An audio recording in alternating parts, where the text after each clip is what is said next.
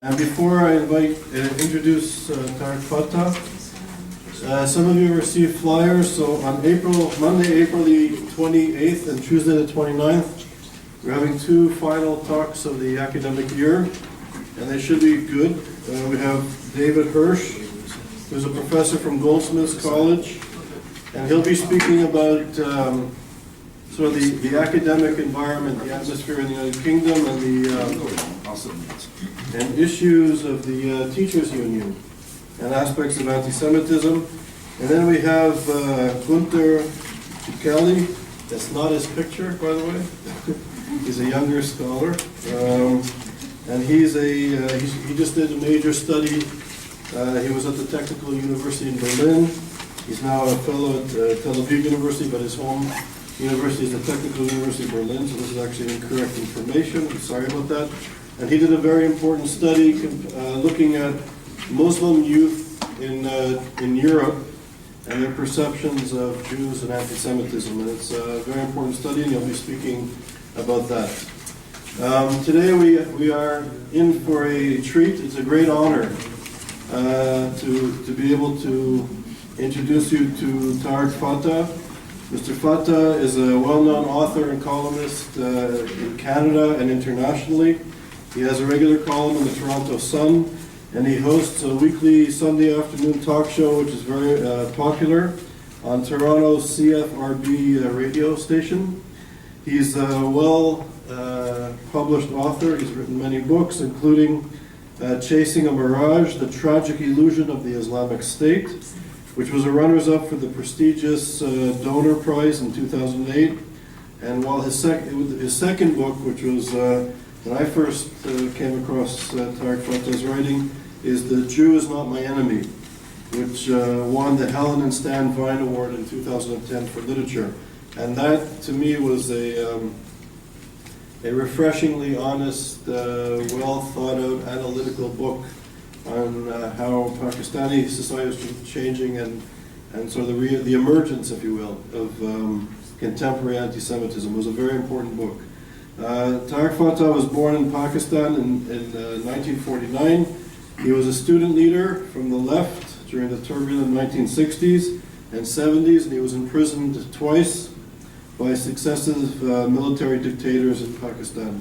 In 1977, he was charged with sedition, yet by another military regime. There was a series of regime changes, military regime changes in Pakistan, and he was actually barred from being a journalist within the country. After a 10-year stint in Saudi Arabia as an advertising executive, Tarek Fatah and his family migrated to Canada in 1987, where he's been active in the country's politics and within journalism since his arrival. In the aftermath of 9/11, Tarek Fatah founded the Muslim Canadian Congress, that has led the fight against radical Islam or Islamism. When people refer to Islamism who've attended our events, we are not speaking about Islam or Muslims, but a very specific reactionary form of a social movement, which is taking hold in many societies and in many institutions throughout the world. And he also did a lot of work exposing the Muslim Brotherhood's ideology and its politics in the West, including North America. So it's really a privilege and a great honor that Tarek Fatah flew all the way from Toronto to be with us this evening. So welcome.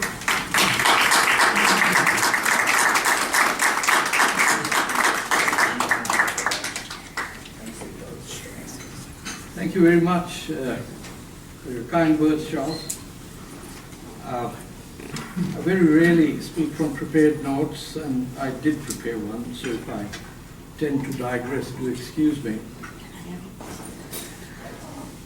4 years ago, was it, I think 5, when I submitted a proposal to my publisher of writing a book on Muslim anti-Semitism. Somewhere very deep inside me, I was hoping that the proposal would be rejected. And one of the reasons was there was a latent feeling that I was touching on a subject that didn't need to be touched. That it would not just annoy people who practice anti-Semitism in the Muslim world, and you know, when my people get annoyed, they really get annoyed. But it would also upset a lot of the standing structures of fight on anti-Semitism, which is within the Jewish community, a set of standard processes and procedures that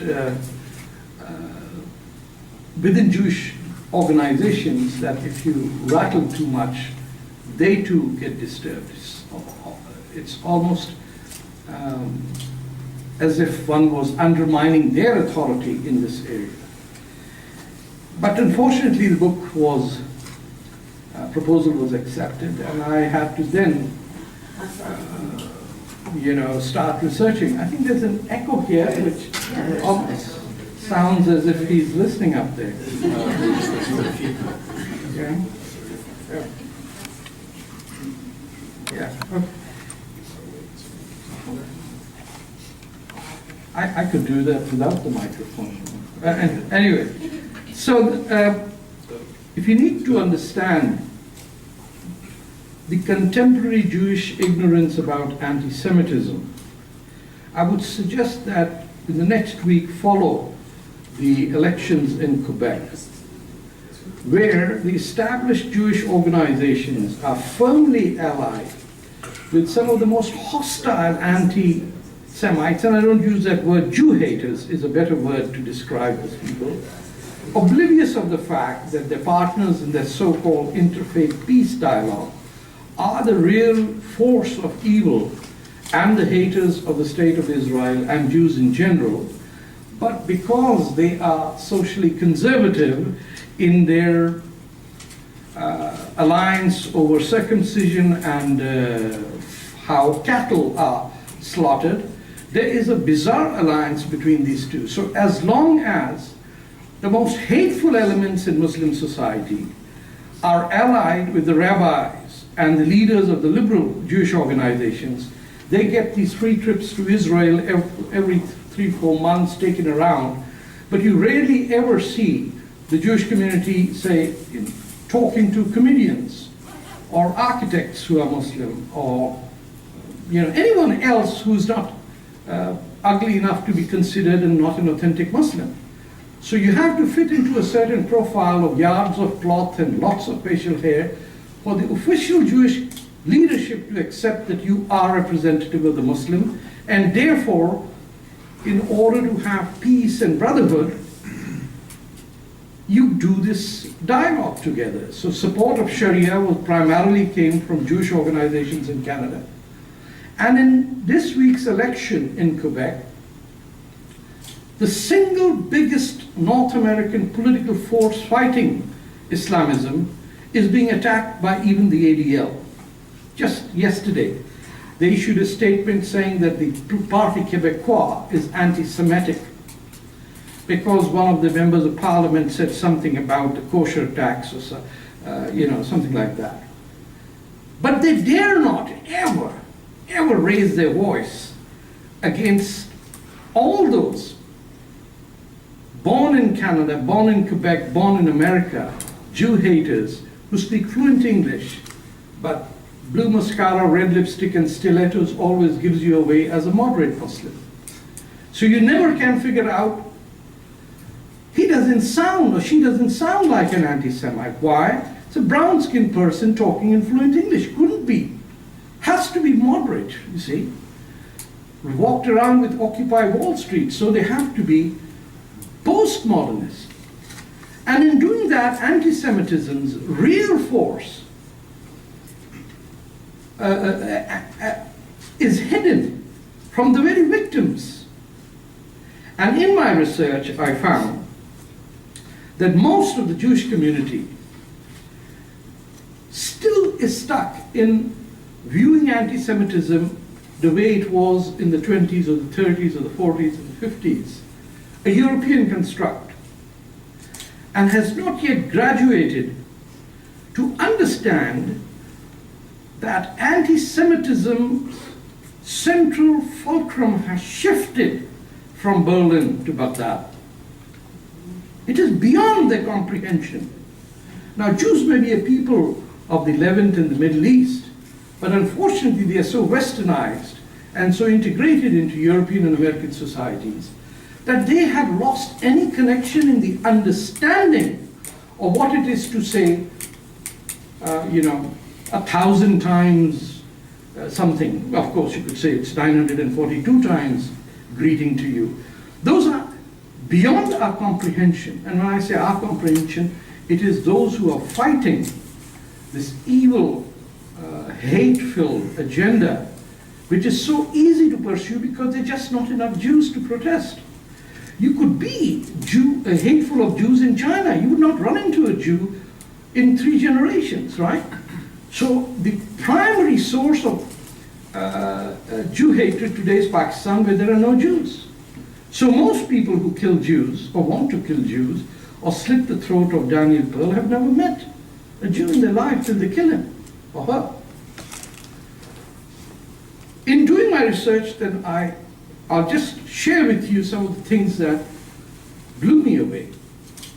I came across the prayers of a 10-year-old boy who told a TV audience of his adoring Islamic teacher that a prayer that I am sure no God in his right mind would ever pay attention to. But this boy and his Islamic teacher do believe that the guy up there has a special channel for hate. And instead of being embarrassed by hate, most people who hate Jews, first of all, if they're smart enough, they camouflage it as anti-Israel.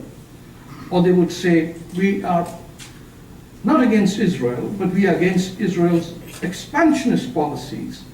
And then when you ask them, well, what about Pakistan occupying Balochistan for 65 years, Morocco occupying Western Sahara since 1974, Turkey occupying Kurdistan for 85 years, Indonesia occupying West Papua since 46.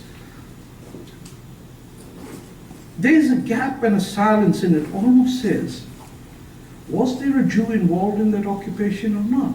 If not, why should we be concerned? Because it doesn't work for us that we would have to object to a principle of expansionism where 100,000 Arab children will be slaughtered by fellow Arabs in Syria. But since there are no Jews involved in it, there are no flotillas going to Damascus, right? And so this 10-year-old boy, I will repeat his prayer. He says, "O Allah, completely destroy and shatter the Jews. O Allah, torment them with a disease that has no cure or remedy. Send a thunderbolt down upon them from heaven. O Allah, torment them with every kind of torment. O Allah, send upon them flocks of swallows that will pelt them with stones of baked clay and turn them into straw that has been eaten. O Allah, turn their women into widows. Allah, turn their children into orphans. O Allah, bless the efforts of the Mujahideen. O Allah, bring victory upon us soon. Amen." Why your liberal leadership in your community is so focused on the KKK and the neo-Nazis, the war zone has shifted elsewhere. It's like trying to land troops on the French Atlantic coast after Berlin had fallen. It'd take a pretty dumb army general to recruit troops to liberate France when France was already liberated. The focus of anti-Semitism has shifted dramatically from Europe to Islamdom. Now, I'm not denying that there is a latent presence of that anti-Semitism that mixes up with Jew hatred of the Middle East, and that is reflected in the alliance between the Islamists and the left wing. Those who still believe in the fine order in which North Korea and Cuba were constructed, those who still believe that the Soviet model was one that needed to be adored, and having lost all that, have now clung on to anti-Americanism by latching on to the Islamist hatred of America, within America, by American Muslim organizations. And in doing so, are strengthening the very forces that they should be fighting. That's the big tragedy that is taking place.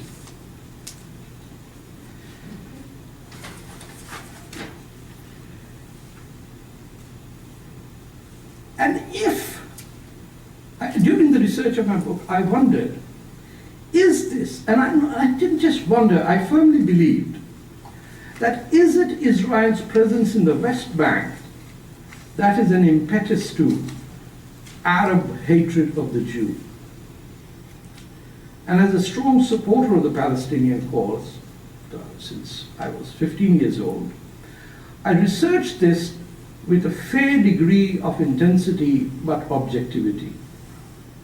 And I left with a conclusion that sort of cracked my own view of the world, which was that even if there was no Israel, the hatred of the Jew in present times would still continue.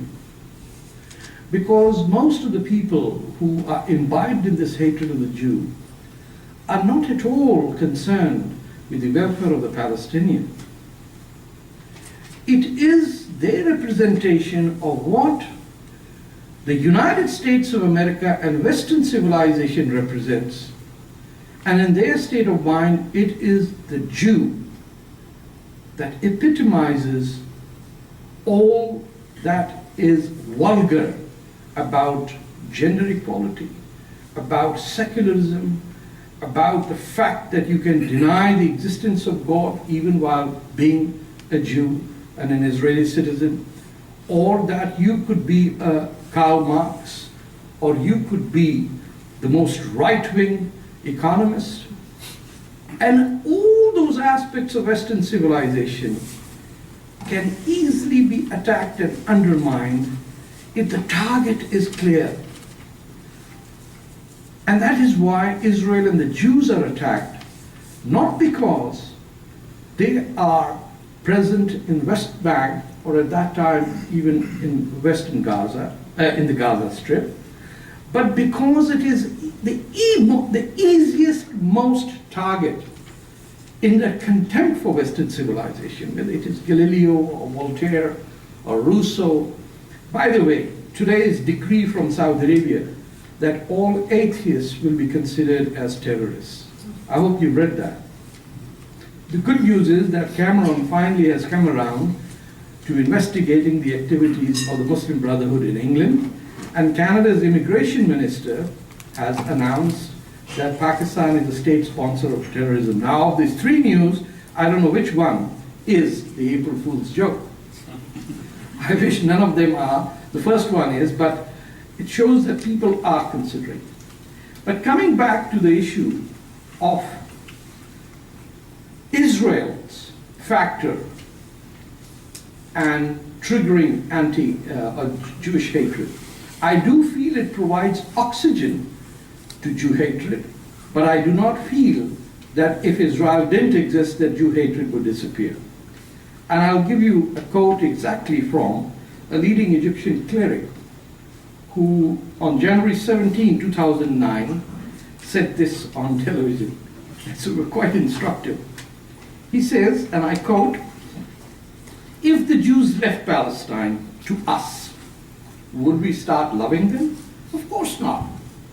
We will never love them. Absolutely not. They are enemies not because they occupied Palestine. They would have been our enemies even if they did not occupy Palestine.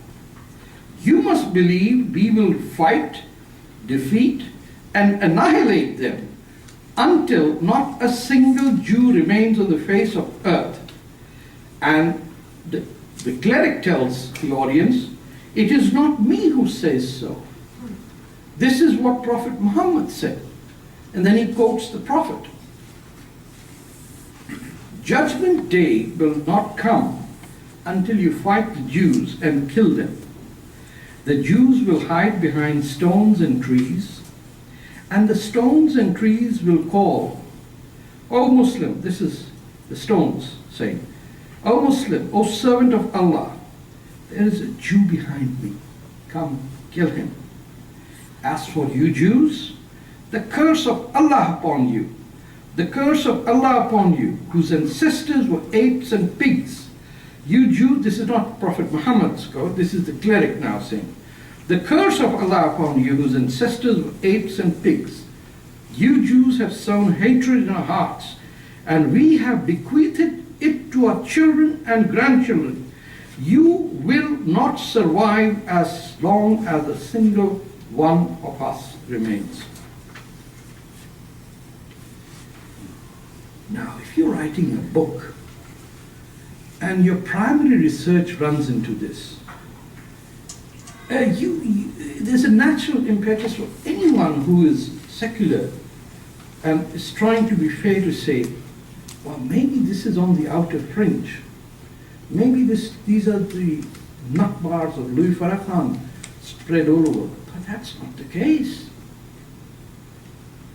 I went to Jerusalem, and it's a very funny place. If you're white and you're Muslim, no one asks you if you're a Muslim. If you're my color, the Copts, Palestinian Copts, take you aside and ask you to read the Shahada, the oath of Islam, to determine how did you, dark-skinned little fella, who should be right down there, come to this mosque to pray amongst us. The racism you feel in one of the holiest places of Islam is so profound that shakes your very belief system. And I refused. And I said to him, perhaps you should repeat it, but in my language, which is Punjabi. Because I refuse to speak in your language, because I'm a Muslim. And it took about 15 minutes to be resolved, because I lived in Saudi Arabia, I can speak and understand Arabic, till another one said, let him go, he's just a Hindi Rafiq, a piece of crap, the N-word in their point of view, let him pray, I met people over there, went there 3 days in a row, and I asked a lawyer over there if he recognized that this was the Temple of David. And he said, no, that is somewhere else. And if you believe this is the Temple of David, do you also believe that Neil Armstrong landed on the moon? And I realized the chasm is so wide in what genuine, well-meaning people in my part of the world have been told to link with Western civilization. It leaves you as a Muslim in absolute shock, and with the view that there is no redemption for my people. It's, what was it, Tennyson who said, miles to go? Frost. Yeah, frost. Just not anything on the horizon. The guys tried to convince me that this was a set created in Hollywood. However, when I shared this with Karen Mock, a leading Jewish human rights activist from Canada, who was in Amman, and we were chatting about Jordan's recognition of Israel as a Jewish state, I said, that is a very far-fetched idea. Can you ask them if they recognize the temple as a Jewish temple? If they are not recognizing a Jewish temple, what the hell are you trying to get them to recognize you as a Jewish state? What paradigms has the Jewish leadership adopted What sort of targets have you set for yourself in which there is predetermined failure? Instead of the allies that you look for the worst of people, because you study the anti-Semitist movement written by Europeans who never met an Indian in their entire life. Because anti-Semitism in Poland was equally hateful of Arabs as well as Jews. In fact, it's funny that Poland, the government today, is the most pro-Israel, and the people, I've been there, are really hostile to Jews, and I'm not kidding. It is phenomenal. And the reasoning is that, well, you know, the Jews at least, it's okay, we're part of NATO, so we've got to deal with the Americans. But them pesky Arabs, man, they are the real dirty Semites.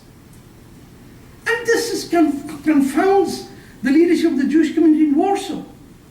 Well, how is the government pro-Israel and the people anti-Jew? But it works. And then you run into Polish Muslims who are Tatars, who say, who are you who brought this disgrace to Islam by coming to our country? They cannot identify with the Arabs. So the problem that we face is so deep, so complex, and so self-defeating in how we're approaching it, that we are enhancing the power of our enemy. Because if there is the possibility of fighting Jew hatred by Muslims, it will have to come by empowering Muslims who stood by the Jews in the darkest hour throughout Europe. I'm not talking of some Andalusian story from the 15th century with the Jews and all happily lived up. I'm talking of King Zog of Albania in 1936, who gave away Albanian passports to every Jew that he could meet in Berlin while Kristallnacht was going on. To get out, well, that was the upper class. He moved in nobility. He's a Muslim. I can give you instances. I've dedicated my book to this woman who's known in the West as Nora Baker. Nora Baker was shot dead, just a few months before the end of the war. She was a British spy working with the French resistance. And she was dark-skinned, so the Nazis thought she was Creole. And while they executed 4 other British and French resistance fighters, they tortured her because she wouldn't tell them who she was. And her last words were liberty. And she wouldn't tell who she was. And she was a Muslim princess from South India. And her name was not Nora Baker, her name was Prince Nur Sultan. She fought for the Jews. You go to Majdanek, you go to the death camps, you see over there the Kurds, the Turks, the Uzbeks. Tens of thousands of Muslims died fighting alongside and for the saving of the Jews. Some in the Red Army, some volunteers, some who fought against the Palestinian Mufti who recruited the Balkan SS. There was a mosque right in the middle of Paris, built given as a gift to the Kabyle Moroccan builders of the French underground network, the subway station. And that was a prime route of the escape of Jewish boys in barrels that were concealed as in the barges that took wine down further south. And they were circumcised boys, so they were designated as Muslim by the Imam. Hundreds of Jewish kids were saved. In Bosnia, where the ancient artifacts were saved by Muslim families, which the Nazis wanted to destroy. Those are the people, some of them are recognized in Israel as, there's a term for them, written down here, but Righteous nations. yes, Nations. yes. Now, where are these people? They're all around you. But they're just not ugly enough to be considered authentic Muslims. Who is supporting our fight in Canada against anti-Semitism? No one. The Jewish groups want to be seen with women with lots of cloth all over them because it makes them look diversity, outreach. We are not racist, we are not anti-Muslim.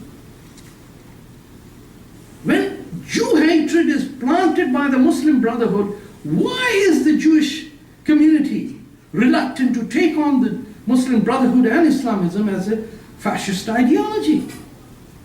There's a fear. And the cowardice of the left in America is carefully concealed as an effort to do outreach. No. They are complicit and history will judge them for having blood on their hands.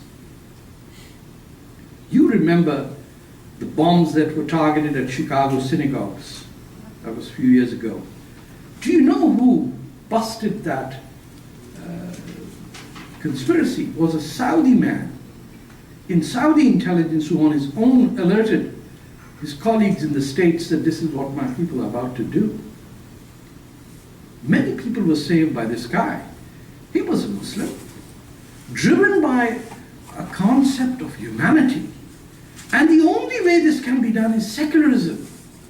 Not interfaith nonsense of Somalis and samosas, of people getting together and saying, oh, you know, we have circumcision and food in common, let's... This alliance of circumcision is a nightmare for the rest of us. It's frightful to look around and say that the Islamists have better access to ADL than I could ever have. I don't even know anyone in ADL. That a Saudi influenced, this is the crux of what's going to happen on April 7th. A government in North America will for the first time be led by a man, school trained in the Kingdom of Saudi Arabia, and his name is Philippe Couillard, if I'm pronouncing it right. He's the leader of the Liberal Party of Quebec. He's supported by all the Jewish organizations that can muster themselves in Canada. And he is linked with Prince Bandar bin Sultan. 10 years in Saudi Arabia. On the board of Saudi government Ministry of Health Issues, who has brought 800 Saudi undertrained doctors in Quebec. And no one knows that this is happening. No one, even Charles didn't know that. And he's from Montreal. Why should I know it and then? Whose responsibility it is in this fight against Jew hatred that a Saudi-trained person would be able to depict his opponents as anti-Semitic and get the ADL in America to issue a statement against him? Your grandchildren are going to judge this leadership as being the worst possible in all of America's Jewish history. Because whether it is George Bush Jr. or Barack Obama, both have indicated that they have sold their souls to petrodollars. I have never seen even the chauffeur of King Abdullah kiss the hand of the king the way your president did. And for that alone, he should have been impeached. I'm serious. I'm a Barack Obama supporter. I was so ecstatic when he won. But when I realized that his chief of staff, your IDF former guy, was now the mayor of Chicago, had instructed every Muslim friend of Barack Obama from his school days not to ever talk about their friendship, an alarm bell went off in my head. A secure person wouldn't have a problem who he met as a teenager or that he lived in Pakistan for a while. Why are you trying to hide these facts? Because you are promoting the Muslim Brotherhood right across the Muslim world when the rest of us are fighting it. And you bring Huma Abedin as the Deputy Chief of Staff to the Secretary of State for a woman who was schooled in Saudi Arabia for 18 years. For heaven's sake, even a piece of furniture turns Islamist if you leave it in Saudi Arabia. You know, everything turns into crap over there. It's the most medieval, apartheid, racist, bigoted, hateful society that God could have created. And I'm sure he did it for the rest of the world to say, there is evil, never ever follow it. Instead, every American president has said, evil? That means lots of money. How else do you explain that the same country where JFK said in 61 or 62 that our wars will not be fought by tanks and armies, there will be no guerrillas by night. This is a war of ideas. And he implored the journalists of the 60s to watch how they contributed. JFK, yes, about communism. Do you think it has changed? Do you think Huma Abedin has a leg to stand on? Do you think she will ever answer the question, what do you think about Saudi Arabia, Mrs. Huma Abedin, now that your husband has been reduced to crap because of you? Can you imagine Hillary Clinton as a president to all the Democrat Jews that live in this country and fight, boast of civil rights? That a Saudi-trained woman will be the chief of staff of the next president of the United States, whose father set up the Mu'tamar Alam-Islami, the World Muslim League in Saudi Arabia, whose mother is the rector of a university producing radical female Islamists in Riyadh, and the woman herself was assistant editor of her father's magazine. It's all there for you to read. And folks, it's in English, not Swahili. But it's difficult reading because it goes against your chain of thought. KKK bad, Nazi bad. Arabs quaint, put them in a circus, let's have a dance. Indians fly on carpets. That's left-wing racism that has swept into your mind, and so you do not take it seriously when Pakistan has 200 nukes pointed west and Iran has none, but Iran is the enemy but Pakistan is not. Somebody screwed up big time in understanding the security needs of Israel or the Jews or the rest of Western civilization. When Pakistan's 200 nukes with ranges of 6,000 miles are simply shrugged off and another $1 billion a year is given to them, but Iran that doesn't even have a slingshot made out of radiation material is the big bad boy. Think about it, the role of Iranian Jewish diaspora in California and the presence in Israel, and then determine where the narrative is taking you. We are being left defenseless. Not a single Israeli paper has ever been published on Pakistan's nuclear program. The only nukes that are pointed at Israel. There is no other nuclear power.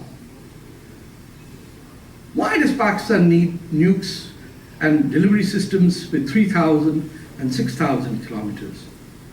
Just take a radius, and they're based at the mouth of the Straits of Hormuz in Gwadar, where the Chinese nuclear subs can sit in a pen, and the leadership is attacking the Parti Québécois. Folks, I'll end over here. I don't want to depress you. I can see that I have done a great job at that. But for heaven's sake, you go back and talk to your colleagues and say, ask a simple question. At what stage will a reporter ask Huma Abedin, what do you think of Saudi Arabia? Thank you very much.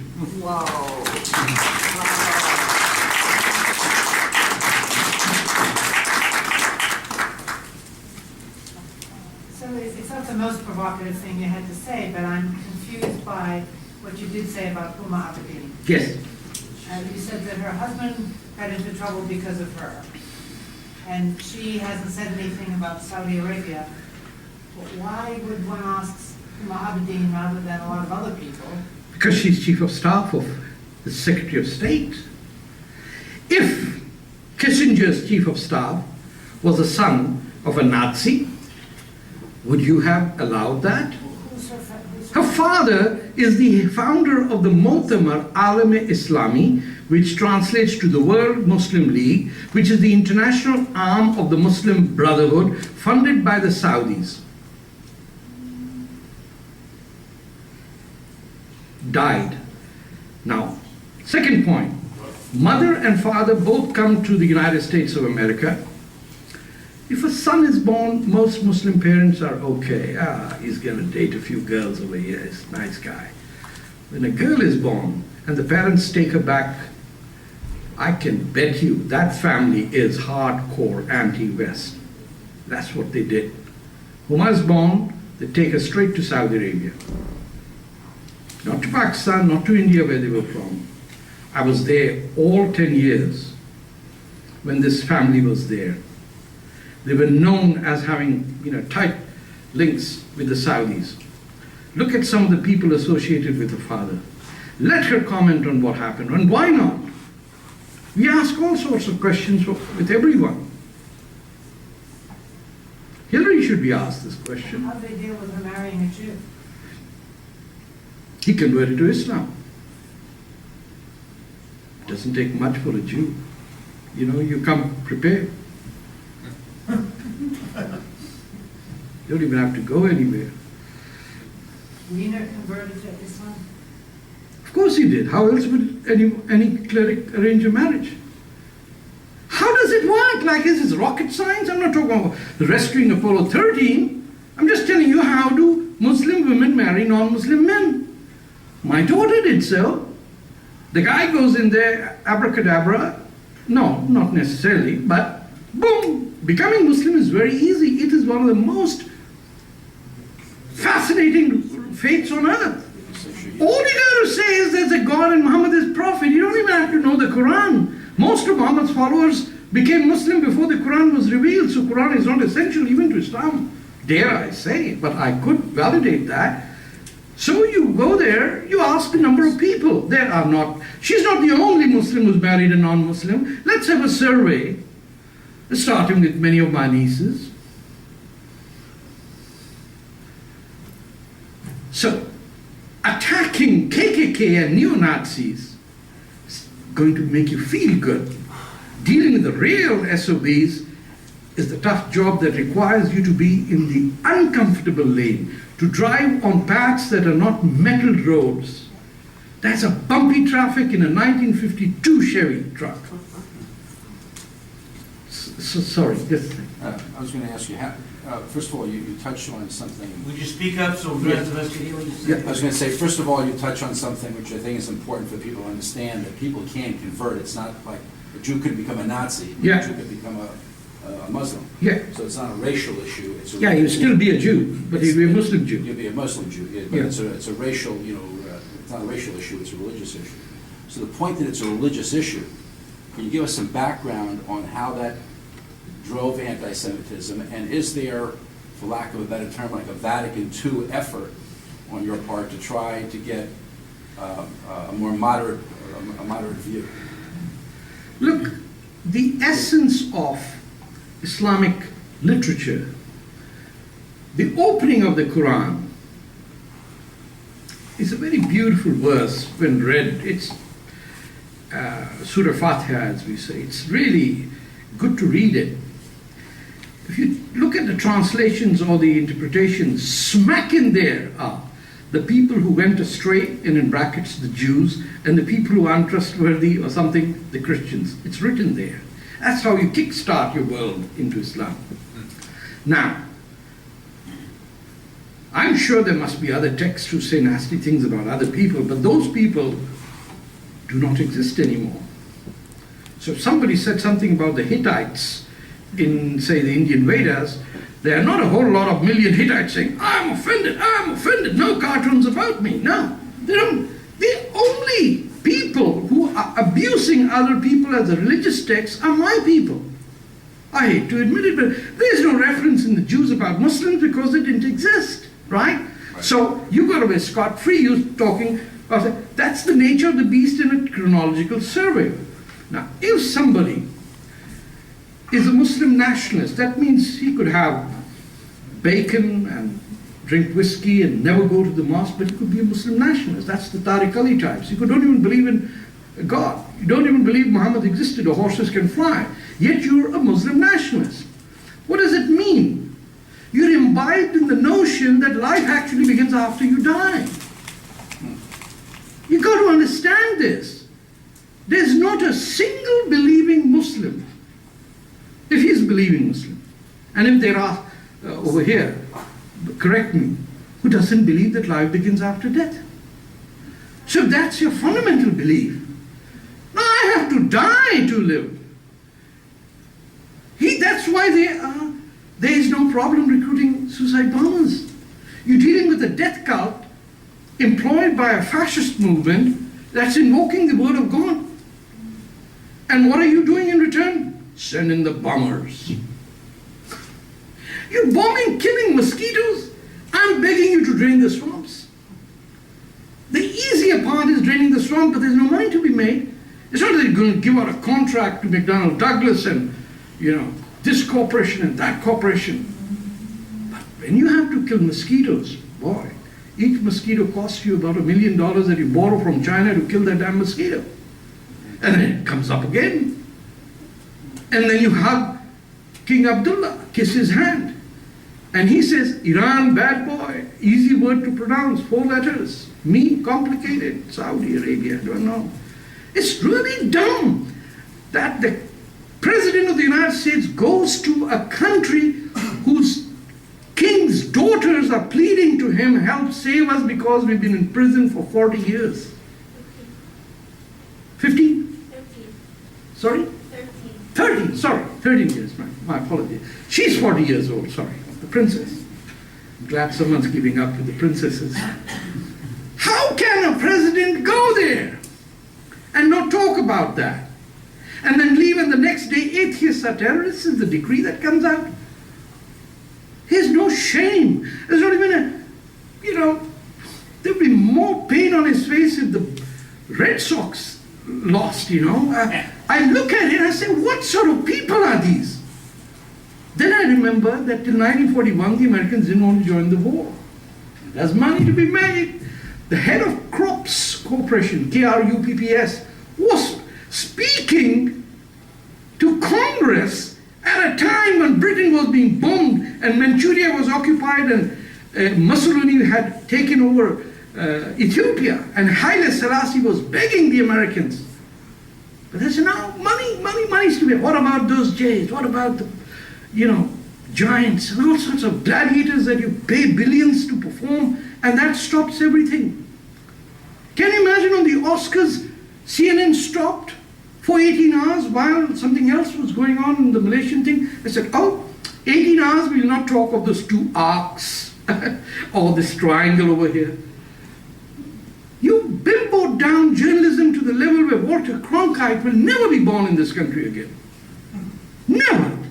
I cannot imagine when newscasters, I come from broadcasting, these newscasters now all read from teleprompters. Do you know how they are directed to make their faces? The writers make smiling faces or sad faces and paragraphs, and the faces change with that.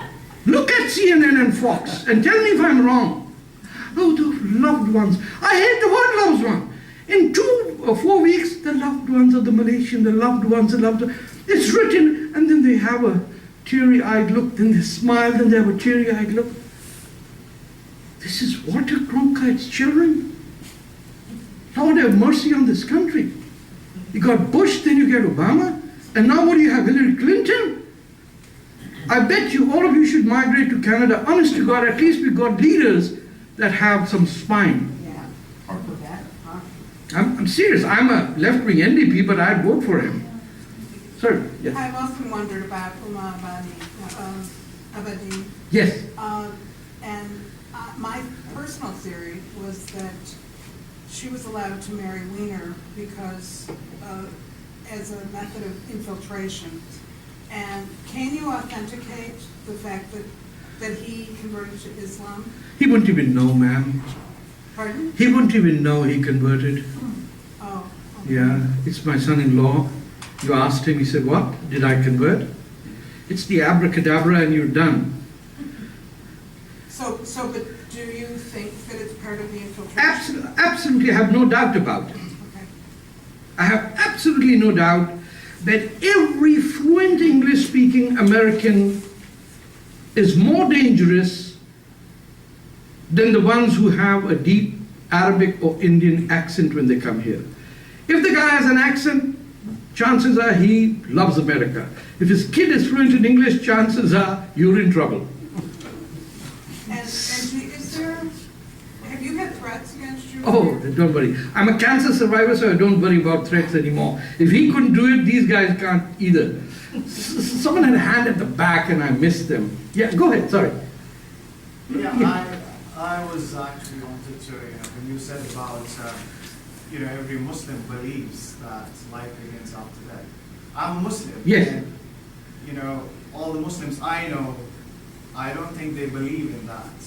Of course they do. I disagree with that. No, get your that is... opinion, but, for Muslims it said that, this world is a trial. Yes. Or a playground. Right. It's where it's transitionary, right? But that doesn't, qualify for Muslims to believe that this world, the life begins after you're dead. But that's what the Quran says, eternal life begins. Eternal life begins. But that's what life is. I mean, what is this? Like, you appear for a GMAT and then you get into Wharton Business School.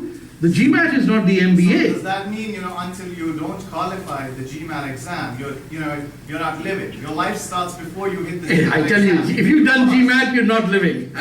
No, but listen, the fact remains that if you are not aware of Muslim edicts and Sharia, chances are you're a happy guy. But if you're schooled in Islam, any madrasa, I can tell you, life begins after death.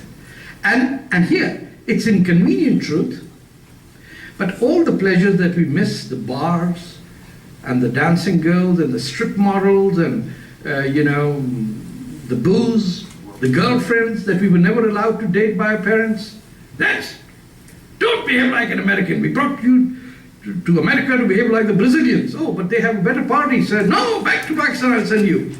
You've heard that, I've heard that, right? So the dating begins in paradise. No, that's an opinion the extremists have. If for Brother. example, somebody from Al Qaeda would be sitting here, he would be nodding his head away. No, that's the point. But if you ask a rational Muslim, Which I rational? pray 5 times a day, then I know. But I haven't had a problem meeting girls. I personally by choice have refrained from alcohol.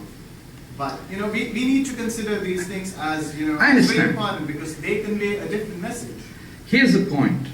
We can be defensive, or we have a choice of accepting the trauma we are in and take corrective measures. If we don't... Exactly, this is the... Okay, here's the point. But just between you and me, if you are being defensive about the facts that you and I both know, about sexuality, about pleasure, about joy, about happiness, the inability of a young man to ever repeat what the Prophet did is so hypocritical. His first act was, as a 25-year-old young man, to marry a twice divorced Christian woman who was 45. You show me one American dude over here who's going in the MSA saying, I'm looking for a twice divorced woman, I'm following the Prophet. Not one of them. No. So let's keep the reality in focus, that what's happening with Muslims is a tragedy for them. I have to move on. So, go ahead. I'm bothered by your presentation. Yes. Because I feel that the three things which would be best for Jews in this world are moderate leadership in Israel, moderate leadership here, and by that I mean the center-left, the Democratic Party, and moderate Islam. I mean, those are the three things that I think would be best for Jews in this world. And you came here, and the talk is about anti-Semitism, a better future for Jews, and yet, in my mind, you're vilifying the three things which would, or the two, you mentioned two of them, Yeah. which would be best for Jews in this world. I mean, the notion of Sure. conspiratorial stuff with Obama and linkages to his Muslim background and Hillary Clinton and her chief of staff, Yeah, I know. Yeah, and moderate Islam. I mean, these things are things that, in my view, we should be rooting for. It's And so I'm dismayed to hear them, in my view, Sure. somewhat vilified. sure. Just a second. I agree from your point of view. That's conventional wisdom. That's what it is, and it's not working. And it's not working. It's conventional wisdom. It's not working for you, right? You have seen a time from FDR's right down to now, where your legitimacy as a people, or Israel as a country, is less now than it ever was. And you've tried to practice exactly what I have been criticizing. What moderate Muslim leadership do you know of in the United States of America? Name me one. Well, Islam has no foundation here. I mean, Islam has no meaningful foundation on whether it be radical Islam or moderate Here? Islam. Not much. Are you kidding me? The Muslim Brotherhood operates over here. It's overstated. How is it overstated? How do you know that?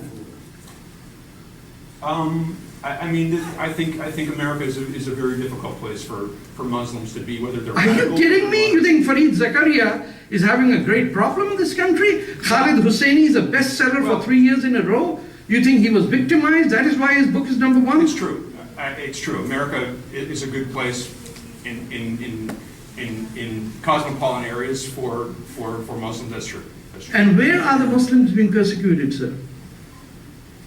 With my name, Fatah, I'm not. I mean, I simply spoke up because it's painful for me to hear. I know. You should Buckley. They say Buckley's mixture is good because it tastes so bad. I hope you take it back and reflect on it, rather than take the route of the neo left right now that says that anyone who ever criticizes Islamism is a racist. It needs to be criticized, but it definitely needs to be criticized, and so often I find myself making that case that we need to criticize radical Islam, but It's not radical Islam, sir. You have a Muslim Brotherhood infiltration from 1991 over here. that sounds like conspiracy talk. Absolutely. It's not conspiracy. It's there. Every university has an MSA. What conspiracy are you talking about? What are the foundation documents of the Muslim Students Association in Harvard? You have more anti-Semitism today in Harvard, in Yale, in Stanford, in Berkeley than you ever had. And who are the people? They are Islamists hiding behind you, hiding behind the democratic left to say, I am so left-wing, I'm with the Occupy Wall Street movement. No, sir. They are obsessed with their hate that men and women are equal. And you will never get it because you seem to have that white guilt feeling that says, how could I be against the people who are illiterate and poor and marginalized? And my question is, why can't we manufacture a bicycle in the entire world? Why? Because we believe in flying horses. And seriously believe in it. Sorry. And if I may, you made a statement that it's a conspiracy.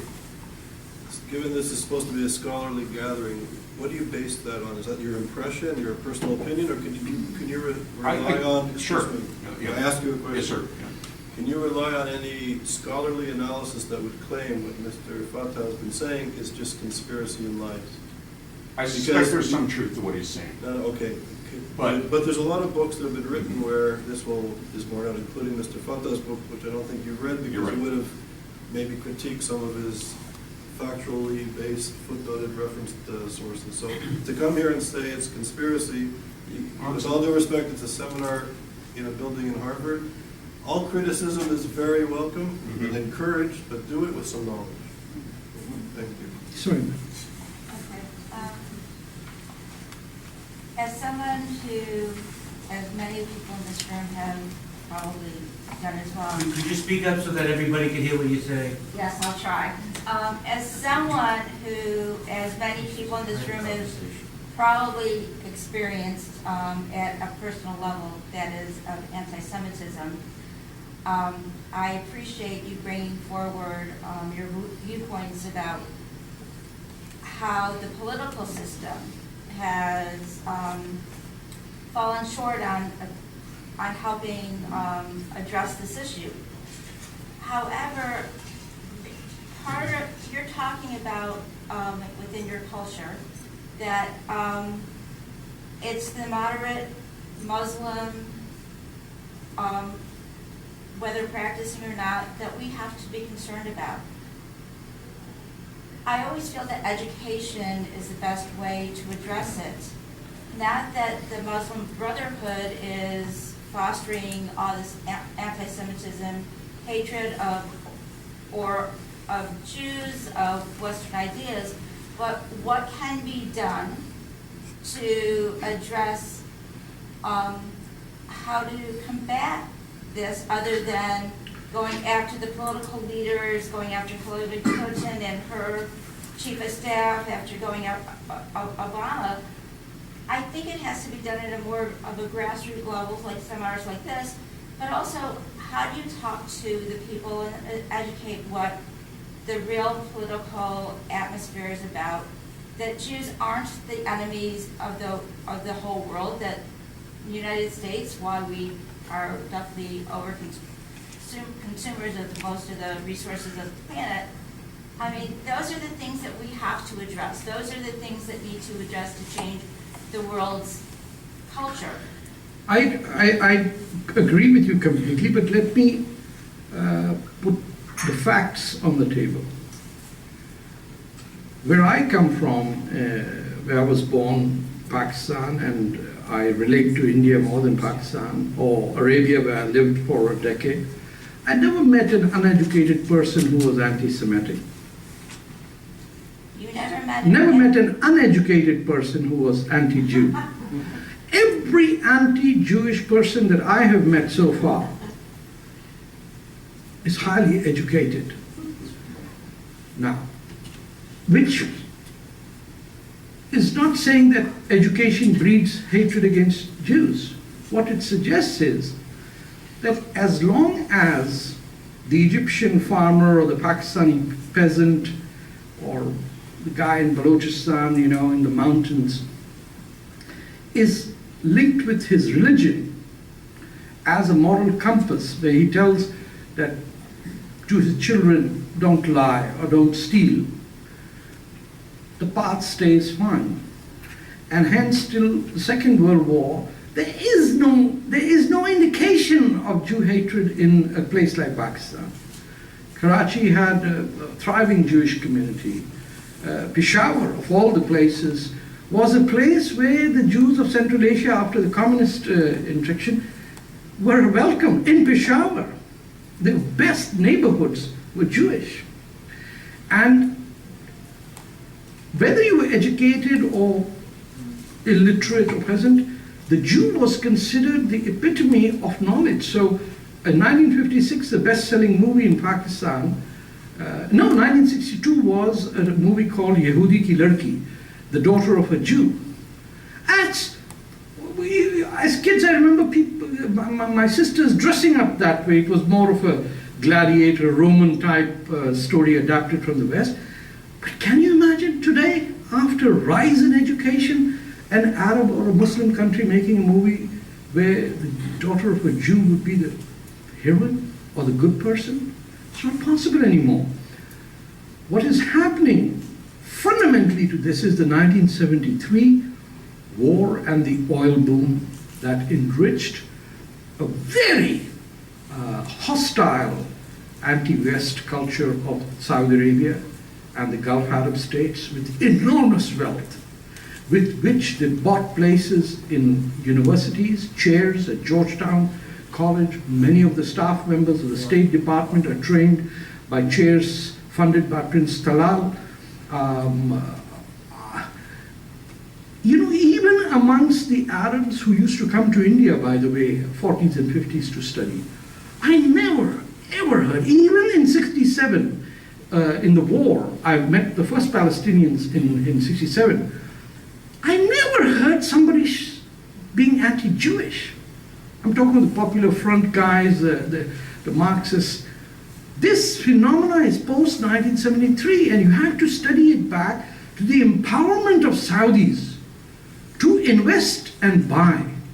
I urge you to read Robert Baer's article in The Atlantic and in the Wall Street Journal about Prince Bandar bin Sultan's recipe of how to control the West, and it says, we take care of defeated politicians. Okay, but my point was that you can use the education to defeat some of these ideas. I understand. Let me even come to that. You cannot match Saudi money. You cannot match it. You know how many madrasas there are in Bangladesh? 12,000. Each one is funded exclusively by Saudi Arabia. As long as you are willing, from George Bush to Barack Obama, to accept, even Grover Norquist embraces Saudi Arabia. Everyone, he's the guru of the right-wing conservatives. And he's completely in awe with the Saudis. The Iranians are far more, as a Sunni Muslim I'm saying, far more progressive in how they treat women and minorities than Saudi Arabia would be in 100 years. You need to question, how did we come to a conclusion that Iran is the problem and Saudi Arabia is a friend? Those are questions that I'm imploring you to ask. But Excuse me, we have a question here. I think it's an exaggeration to say you've never met a poor anti-Semite in the Muslim world. I think of it more as anti-Semitism is, I'm sorry? Uneducated. Uneducated. I think it's more a top-down thing, that the educated and the intellectuals train their way down. And I think it goes, and I don't think it's just in the Islamic world. I think you can go all the way back to Martin Luther and his diatribe against the Jews. Yes. So I think that that's a little bit selective. I understand. I agree with you. I may have phrased it incorrectly. One other thing that I'm not sure, I hope my facts are correct, but I read recently that an Israeli soccer team preparing for the FIFA or these international matches was denied entry into Saudi Arabia to practice. Yes. And there was not a peep out of the State Department, anyone else at the International Soccer Association. And I would like to disagree with you about your focusing in so much in Saudi Arabia, but when I read that, my immediate reaction was, this is a country that we're sending the latest weaponry and airplanes to, and you don't hear a word from the administration, from the State Department, saying, let these kids go in and practice.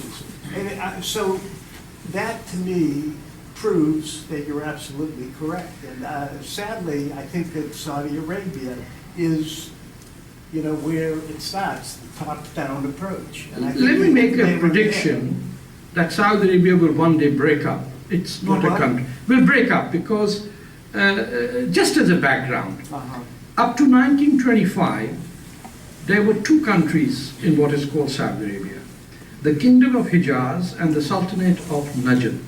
The Sultanate of Najd invaded a League of Nations member and captured and massacred thousands of Muslims in Hijaz and took over and made the Kingdom of Saudi Arabia. That is just as a matter of fact. Not a single person ever asks for the Saudis to end their occupation of Mecca. Can you imagine the constant narration that Jerusalem is our first center, but Mecca, if it is occupied by, it's okay. And coming back to the notion of soccer players, we heard so much about Putin and his anti-gay Olympics and Sochi being a piece of crap. Have you ever heard a single word about how Qatar has already killed about 900 people so far in building their construction, Bangladeshis and Nepalese, where gays would be hanged and killed, but not a single gay lesbian community organization, nor civil liberties group has dared to say to boycott Qatar. Boycott Sochi, we all know about it. Boycott Qatar? Who wants to burn their boats? Who wants to say, oh, maybe I will network with them, and what if I run into someone who was on their payroll? What will I do? You show me one American saying boycott Qatar, and sir, I will then submit to you that there may be some truth in what you're telling me. But as long as not a single American is opposed to the football cup being played in a country that has a law against non-Muslims, that has a law against gays, that does not allow gender equality, and uses slave labor to build its stadiums, then we have a serious, there is something rotten in this kingdom. And I say academics have the luxury to analyze and do a paralysis of analysis. Fortunately, I'm not an academic. I come from the streets of politics. I have been to prison twice. I've been exiled. I cannot go to Pakistan. My life is under constant threat. So frankly, my dear, I don't give a damn what academics think, because they can think all they want. But what they've reduced this great country to today, that it has to kiss the hand of a Saudi king, I will not forgive him or the intellectuals who allowed that to happen. Sorry, you... I go back to, you used a great term about draining the swamp, so I'd like to talk about that a little bit more. First of all, in my mind, there's two things we could do. One is energy independence, because it's energy at the end of the day, and the fuel that fuels our greatest enemies at the end of the day, right? Yep. Because the things they couldn't invent themselves, they can now buy from us. Absolutely. I think it was a great, I forget which leader it was, Lenin, who said that ultimately the fundamental flaw in capitalism is that the capitalists will sell us the rope to hang them with, Yes. right? He said something else, what is to be done. That was a better book by Lenin. So that was, I just want to touch on two things. That's one aspect. The other, I want to share with you, if you will allow me, Yes. something I discovered the other day, because it's part of the education. It's not a Jewish issue, it's an American history issue.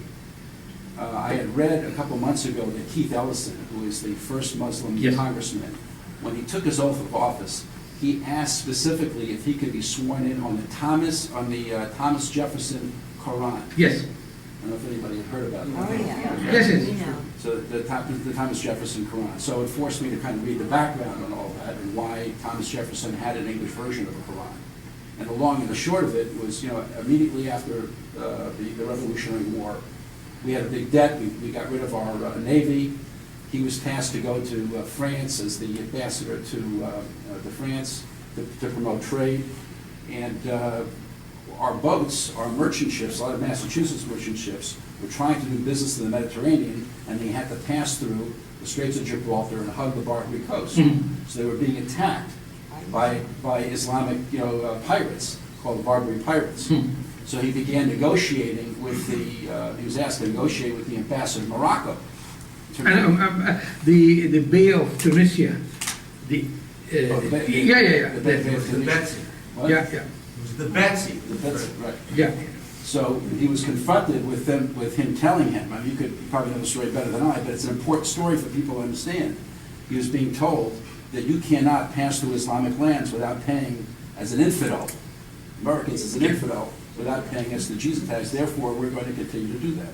So first he went around and asked his French counterparts and the Spanish counterparts what they do, and they said, we have a Navy, so we can protect our shipping. You don't have a Navy anymore. So he went back to Congress and tried to get Congress to reinstitute the Navy, and they said, no, pay the guys.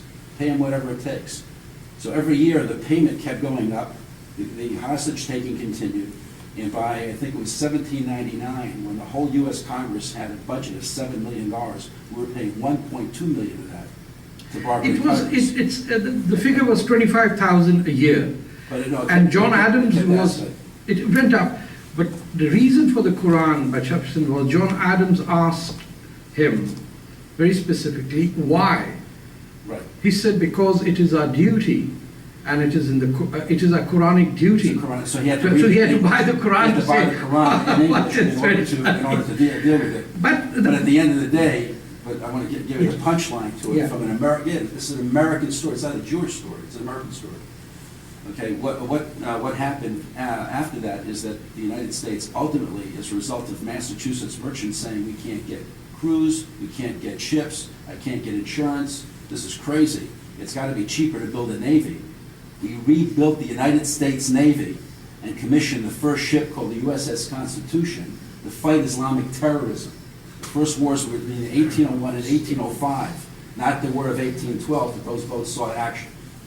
that's where That's we why the Canadians United States beat Navy you. was created. Sorry, go ahead, sir. You spoke disparagingly about the Muslim notion of this world in contrast to an afterlife. It seems to me that notion is not exclusive to Islam. Yes. There's many medieval Jewish philosophers who also have this, and even in the 16th, 17th, even currently, the idea that our life here is just a preparation in some way for an afterlife. I don't know much about Christian theology, but I think that some elements of that exist there as well. Among the Buddhists as well, similar notions exist. So how, can you contrast for us in some way how the Muslim notion that you, I think correctly portrayed, differs from the other? No, it And doesn't. also, just one little comment, like you comment about Qatar and how we were discriminated against the Israelis. We in the United States had an American press representative not being permitted to accompany Obama to Saudi Arabia because he was Jewish. Yes, Just I an know. aside, I'd like to ask, Okay, the first question is significant. Let me explain it in as simpler a term as possible. Islam is Judaism planted on Arab pagan culture. Once you understand that, everything falls into place. Everything that the Jews believe, Muslims believe too. The difference is between Ishmael and Isaac, or where it happened.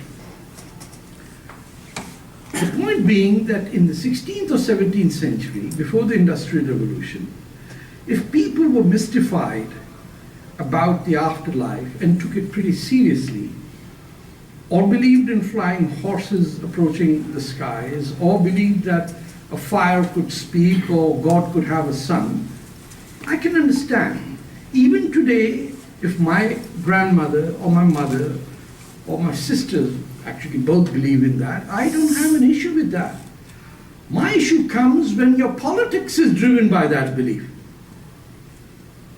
I have absolutely no problem Hindus believing in chariots flying, or the measurement of time being from 1/16th of a microsecond, by the way. This is fascinating. The Hindu, Indian measurement of time is so breathtaking that I think most people from Judah, Islamic or Christian faith should study Hinduism as a matter of intellectual exercise. From 1/16th of a microsecond, there are known measures of time going up to 300 trillion years. That's the length of time in which the Indian astronomical and mathematical measurements go.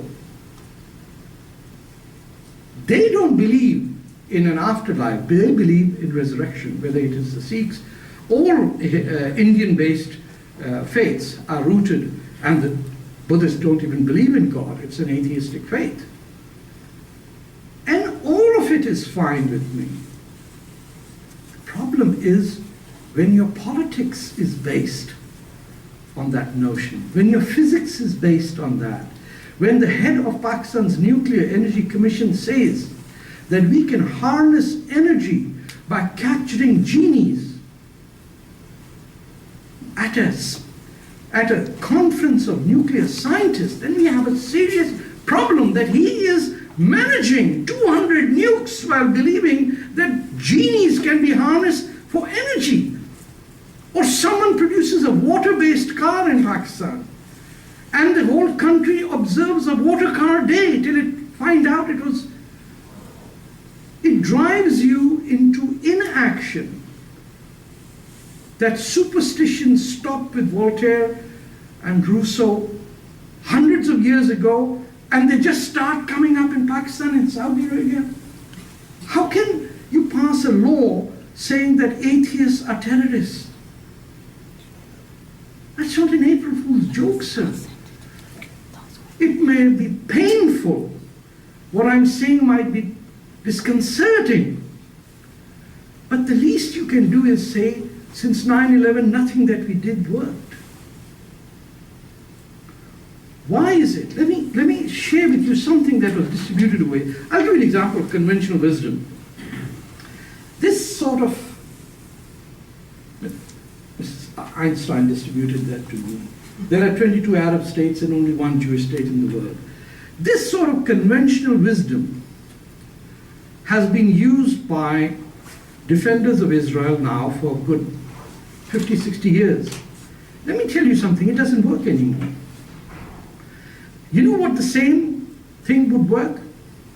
If you said the Japanese are a people and they have a state, the Germans are a people, at one time they had 2 states, the Indians are a people with 24 languages, they have a state, the Arabs are a people and they have 22 states. Why can't they have one state? Could you ask that question? Because these questions have been put and they've been answered. And the people are putting them aside. Print a card that says, why do Brazilians with 230 million people have one country, and Indians with 1,000 million have one country, and Indonesians with 300 million have one country, and Americans with 300 million have one country, but Arabs with 300 million have 22 countries? That is how you fight this game that is anti-Israel. You take it to their level. You are doing this as if you were convincing European parliamentarians. You are convincing a different set of people living in your midst, including Muslim Americans who you have to convince about the legitimacy of your argument, that you are a people. It is not Judaism that is under threat. It is the Jewish people who are under threat, whether they are Jewish atheists, they are Jewish Marxists, agnostics, or even the Jews who have converted to Islam. I met a few in Israel. They're still Jews. I'm a Punjabi, I could be a Sikh, a Hindu, a Christian, or a Muslim. But it's I'm part of the Punjabi people. We are the ones who stopped Alexander in his tracks when he came to India. Our elephants were very good. But then somebody cut us into 2 parts and slaughtered 1 million of us just 2 years after the Holocaust, but that's another story to tell. Oh, this is Einstein. Your son was my good friend. Well, you don't need my stamp of approval, but you are brilliant, courageous, absolutely wonderful. Oh, thank you so much. You're very kind. But I'd like to ask Yes. a Oh, question. God. I knew that was. You are Islamic. Yes, I am. How do you correlate, and you and someone like Dr. Judy Jasser, Yes. that you are Muslim with what the Quran says? Yes. How do I correlate? My mother's a Muslim, my father's a Muslim, everyone who influenced me is a Muslim. The nurse that brought me to life is a Muslim. The father that created me is a Muslim. I have never had a problem being a Muslim, ever. Because I study it with a sense of detachment. that is absolutely essential when you study something. You cannot study scholarly stuff by immersing yourself as a writer or a subject. You say, this is the Quran, that is me.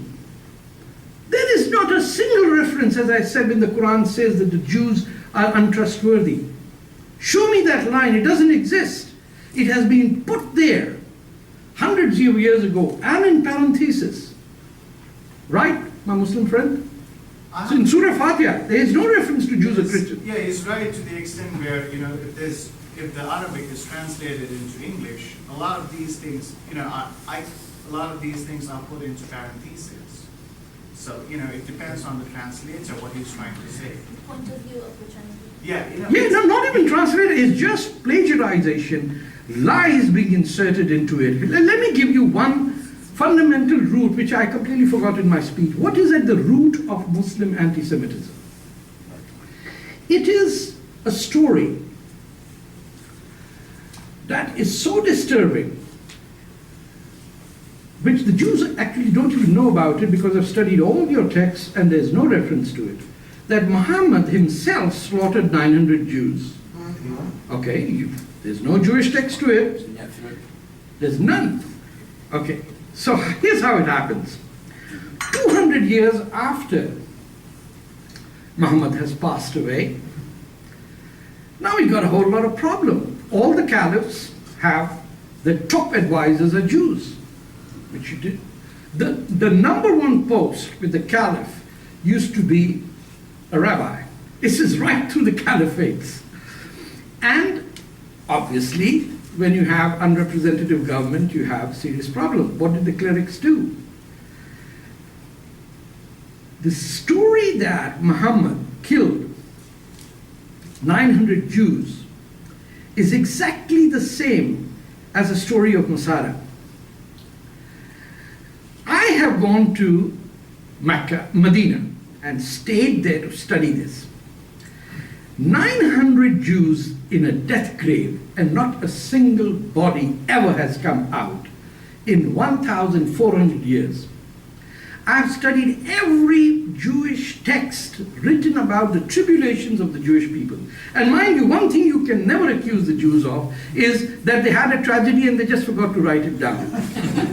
You have a traffic accident in Tel Aviv and it is recorded down deep to the minute from the police station right down to this, and then you figure out which was the PFLP involved. No, just a damn traffic accident. No terrorism. No, I'm exaggerating to effect. But the only mention of Jewish, anti-Jewish activity in Medina is from the 11th century, when two Jews were accused of digging the grave of Prophet Muhammad to extract certain jewels that were said to have been hidden over there.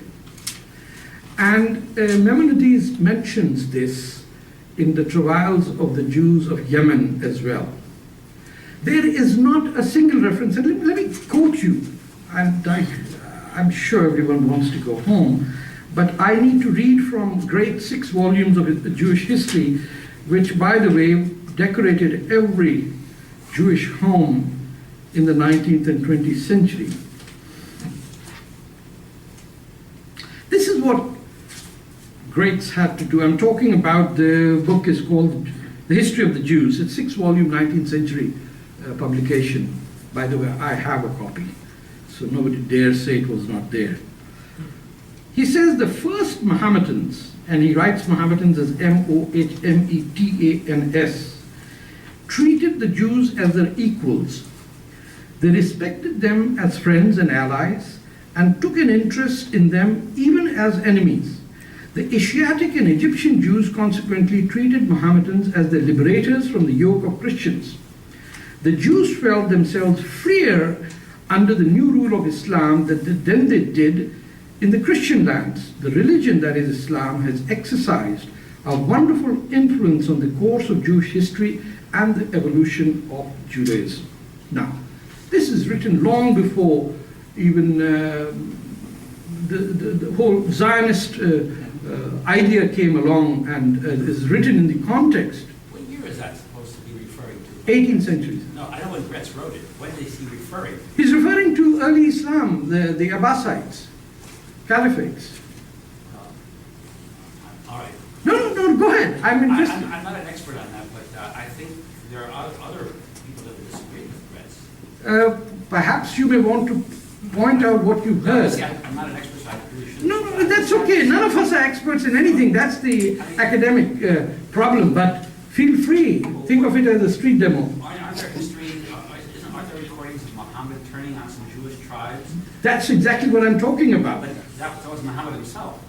No, it's not. Are you talking about You're saying that was made up, the things that... Here's what it is. Okay, let me give you another example. That's news to me.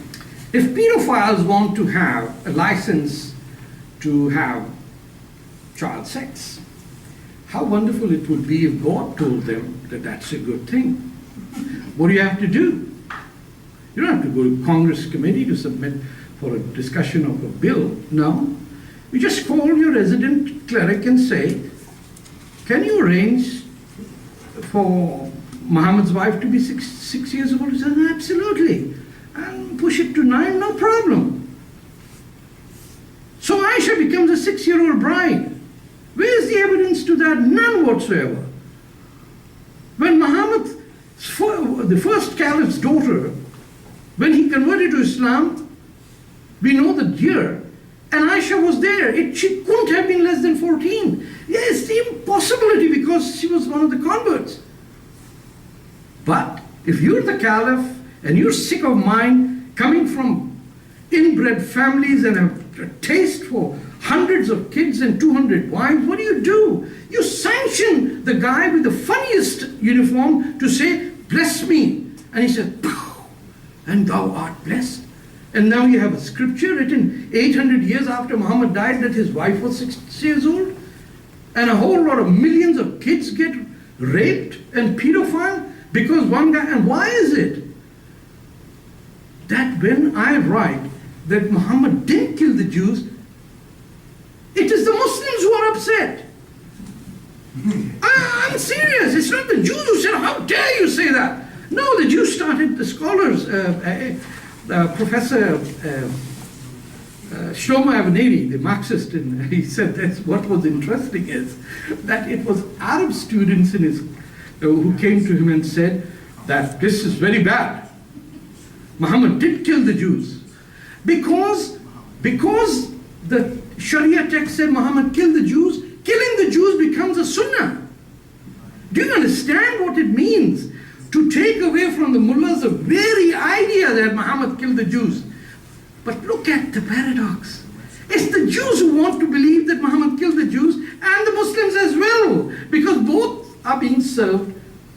The hate continues. You can always tell them Muslims plenty bad. And the mullahs are so happy that if Muhammad did it, why shouldn't we? So we have time for about 2 more Oh my questions. God, sorry. Okay, go ahead. This might be a little bit facetious, but I'm wondering, when you point out, and I also know that that journalist who was denied entry and Kerry did not. Yes. He waved the finger, but did not do anything. How to confront the power of Saudi Arabia. Maybe the man upstairs has sent global warming to that purpose. If you sign the Keystone Pipeline, then the man upstairs can't do a damn thing about it. But the oil companies are so tied up with the Saudis. How could the left and the right both be in the pocket of the Saudis? You've got to ask this question, how is Grover Norquist tied to the Saudis? Please! He's the king, emperor of the ultra-conservative right, the most right-wing of the right-wing people. And the most left-wing of the left-wing people are also pro-Saudi. Now, I don't know if it's a conspiracy. This is what I'm talking. If John Kerry can't speak to the harshly to the Saudis, and Grover Norquist can't speak to them, then what is it? You know, I'm sorry, you didn't have a question, did you? Oh, what do we do with it?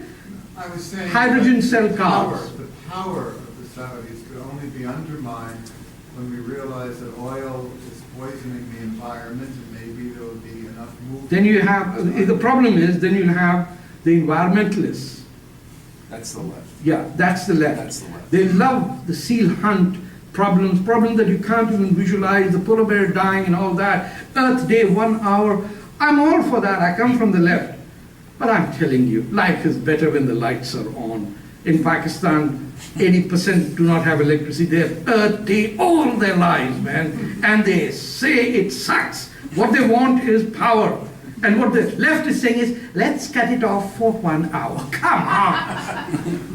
You want to cut it off? Come to Pakistan. I'll put you in a place where there's no electricity. And you can do your communist Bolivian dictatorship, anti-dictatorship fight right there with Che Guevara caps in their hands. But you don't get my point. I get your point. Unless you can break that. You can, but you won't. The hydrogen cell car technology, right now Toyota has a car on hydrogen cell technology that runs 500 miles without refueling, but you cannot produce it because you're too goddamn tied up with the Saudi investments in Citibank, in the major corporations, in Chrysler, in General Motors, everywhere Prince Talal can just buy you. He can buy Howard like that.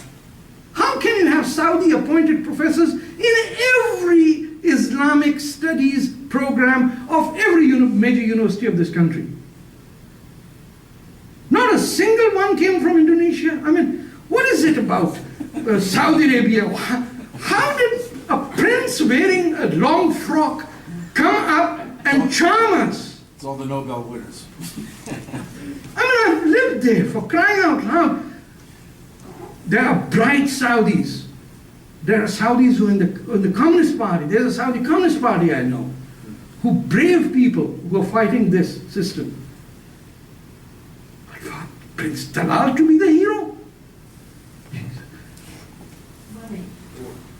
Money, lack of spine. The person in the back. Thank you. Thank you for your speech. I have 2 points to make. Don't you think that maybe the Pakistanis have the nuclear arms because of their conflict with India, and we saw what happened in Mumbai before they get to Israel, because it's a lot closer? And if anybody watched Vice, that is on HBO, you could see what actually happens in the Pakistani-Indian border. I'm a Kashmiri, so that should give you a picture that both Pakistan and India, they fight each other. Absolutely, I think that is the scariest place on earth. But you don't need a 3,000 kilometer to hit India. It goes straight over into Malaysia. Okay, and the other point is that lately, on the last 5 to 6 years, large deposits of natural gas were discovered all over the Mediterranean basin. And on the same time, America has enormous new resources of natural gas. So what do you think is going to happen to all this Saudi Arabian installation and, dominating the world with their beautiful fuel? Because eventually we don't need them. And then they are going to eat sand. That's what I want. No, I tell you what's going to happen in it's future, so I can't predict. But knowing nobody can, but eventually this is going to be the end of them, because Look, they are not diversified, they don't have natural resources, and No, all their kids are sent here to study. just a second. I'm sorry. You know something, that some of the most highly educated women in the world are the Saudi upper class? And the reason is they're sent here and they take social sciences. The problem with social sciences is that it's not as tough as physics, but it makes you a better human being. If you study anthropology and sociology and political science at Harvard or Yale, chances are after 5-6 years there is going to be an element of questioning nature. And I'll tell you why I found this very intriguing. My first book, Chasing a Mirage, was smuggled into Saudi Arabia by the daughter of King Abdullah, and with a present given to the editor of Arab News, who went to university with me, and she gave it to him as a gift, saying this is an Egyptian who's written about this. And he was joking with me. He said, when he told her, no, it's a Pakistani, she had that look on her face. They write books? Because in her mind, all the Pakistanis were gardeners, the cab drivers of Jeddah. They couldn't accept it. But look at the women who are driving up and defying the law. They're Saudi women. They have husbands, fathers, parents who are encouraging her. There is hope everywhere. But the fight that these Saudis against autocracy is decimated when an American president goes and kisses his hand. That's what I'm saying.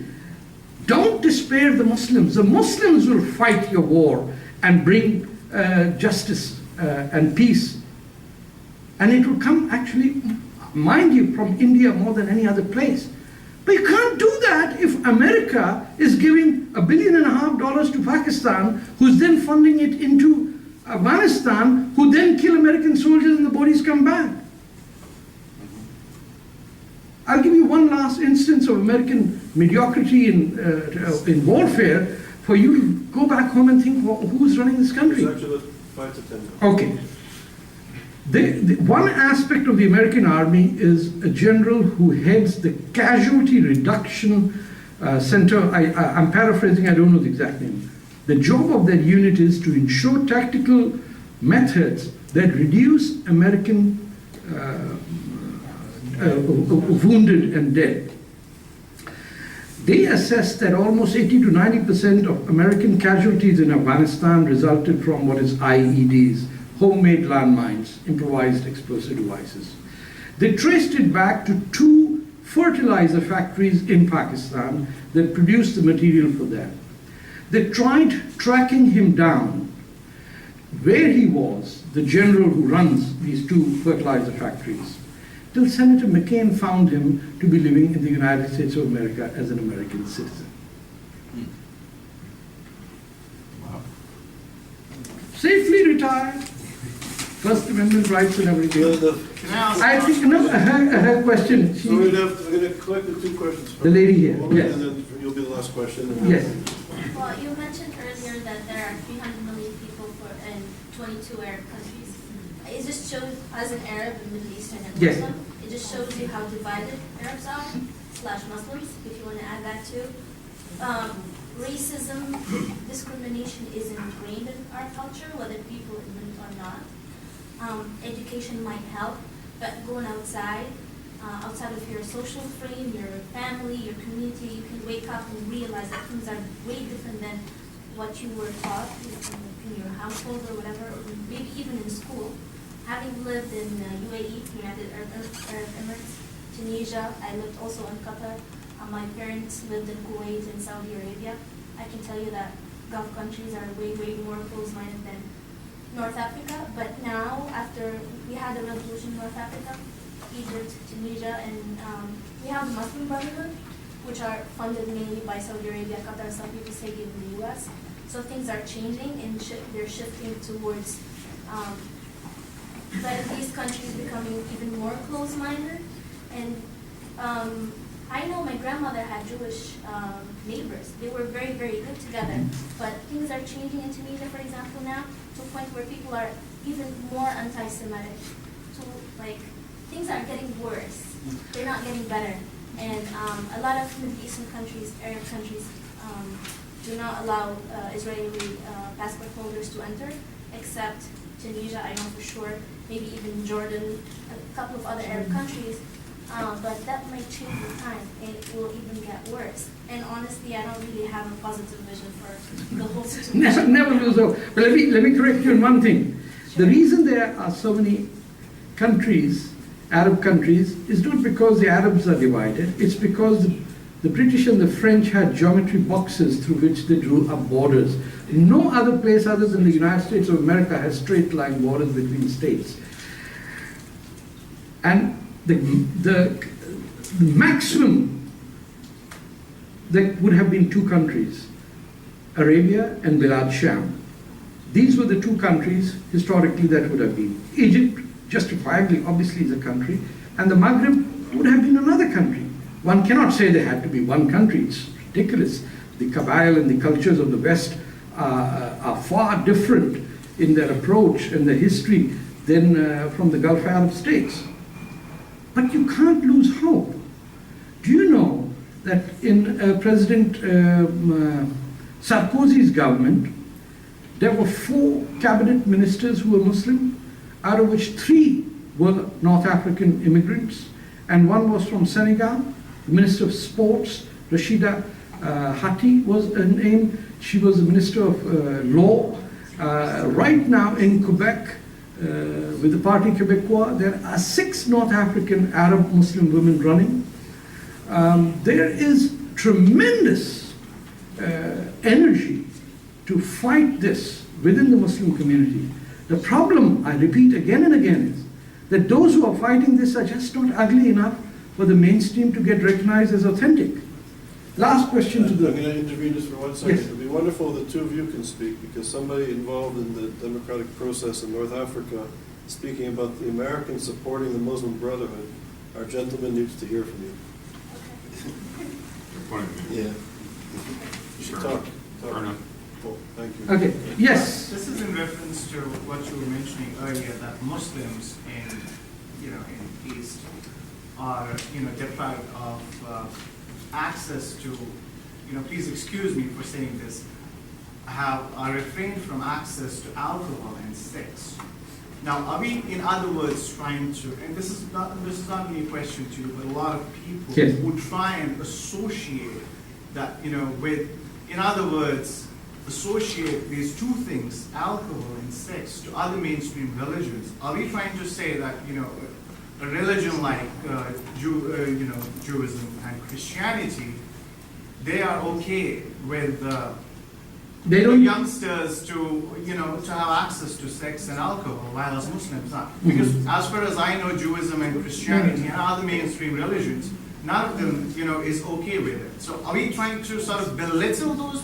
Yes. I'm trying to belittle anyone who considers consensual sex between adults as worthy of death. Number 1, I make no apologies for anyone who believes that an act of consensual sex between 2 adults is worthy of death. Number 2,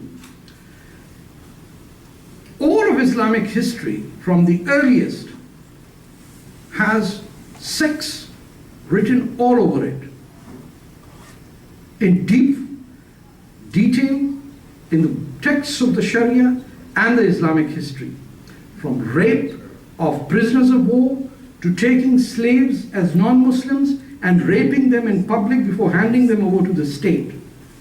You and I are aware of that. Now, it is the hypocrisy of saying it is okay to rape a non-Muslim prisoner of war, but to tell your daughter that if you marry an African Muslim, I'll beat the crap out of you. Let me complete. No Muslim, irrespective, it's not a question of religion here. It is not a question of religion. Western society has evolved to a level where falling in love for a woman is a basic fundamental human right, because she's not a possession of her brother and her father. Whereas Muslim societies have not yet recovered from the notion that a woman is the possession of the father, the brother, and a husband. And therefore, the notion of a Muslim woman falling in love and making the decision, should she wants to go out with a man, whether she has sex with him or not, is none of anyone's damn business. However, one second, the people who believe and invoke our Christians are against, Jews against, are part of that interfaith industry that are wreaking havoc on the real debate, that controlling women's sexuality and obsession with their virginity is leading to the murder of young women. And for Muslims not to be upset that their daughters are being killed or being raped is shocking. That I should be concerned that the right of your daughter to fall in love is absolutely sacred as a human being. And for anyone to invoke any religious text to say, you should not fall in love, and you don't fall in love with Casper the ghost. You can only fall in love when you meet someone. And how you stop Muslim women from meeting is that you deny them the idea of ever leaving home to meet with a man of her choice. That's more of a cultural or regional issue. You know, Brother, I am tired of justification. I know that in your Kashmir, women who do not cover their heads were thrown acid on their face. no. Your daftar is, Have you been there? yes. You want to go to Srinagar with me? Have you been to Kashmir? Yes. That- Do you know, that's- do you want me to show you pictures of death to Israel written all over the Exactly, I place? agree with that, that has happened, but as far as throwing acid to young girls, that's never been a case because they did not wear hijab. Most of the girls there don't wear hijab. So who got acid on their face? I'll tell you, it has always been a case where the guy was not able to date that girl, so they, use this as a medium to take revenge. That's the reality behind that. Brother, that should offend you more than the It fact does that offend somebody me. That's had the reason why I asked consensual this question. sex. It This is- get over with sex. It is not a That's the sin. thing I have been I'll tell telling you what. Why are you associating it all the time? That's exactly what my question was. Then we are on the same side. Let's Get go over out. Sex and alcohol. Thank you very much.